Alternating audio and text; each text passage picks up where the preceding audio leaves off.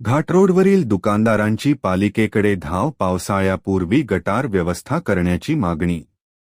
चाळीसगाव घाटरोड मार्गाचे काँक्रिटीकरण होऊन सुमारे 2 वर्षांचा कालावधी उलटला असला तरी रस्त्याच्या कडेला आवश्यक गटार व्यवस्था करण्यात आलेली नसल्याने पावसाळ्यात रस्त्यावरील पाणी थेट व्यापारी संकुलातील दुकानांमध्ये शिरून व्यावसायिकांचे मोठे नुकसान होत आहे।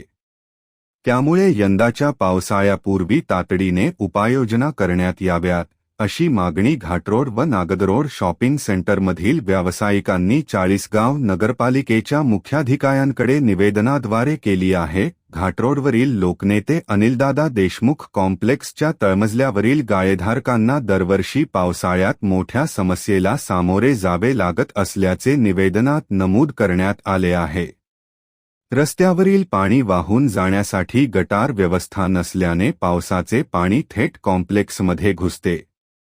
परिणामी दुकानांमध्ये पाणी साचून मालमत्तेचे नुकसान होत असून ग्राहकांनाही मोठी गैरसोय सहन करावी लागत आहे। व्यावसायिकांच्या म्हणण्यानुसार 1.5 ते 2 वर्षांपूर्वी मुख्य रस्त्याचे काँक्रिटीकरण करण्यात आले, मात्र संबंधित ठेकेदाराने गटार व्यवस्था पूर्ण केली नाही।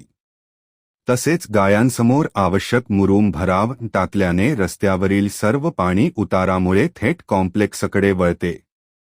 कॉम्प्लेक्समधून पाणी बाहेर काढण्यासाठी कोणतीही व्यवस्था नसल्याने पाणी दीर्घकाळ साचून राहते।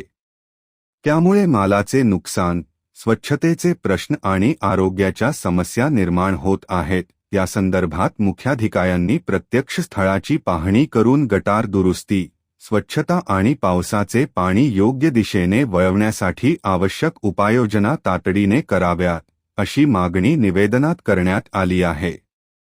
पावसाळ्यापूर्वी हा प्रश्न निकाली काढल्यास आंदोलनाचा मार्ग स्वीकारावा लागेल असा इशाराही गाळेधारकांनी दिला आहे। त्या मागणीमुळे घाटरोड परिसरातील पावसाळ्यातील नागरिक व व्यावसायिकांच्या अडचणी पुन्हा एकदा ऐरणीवर आल्या असून नगरपालिकेने याकडे तातडीने लक्ष देण्याची अपेक्षा व्यक्त केली जात आहे।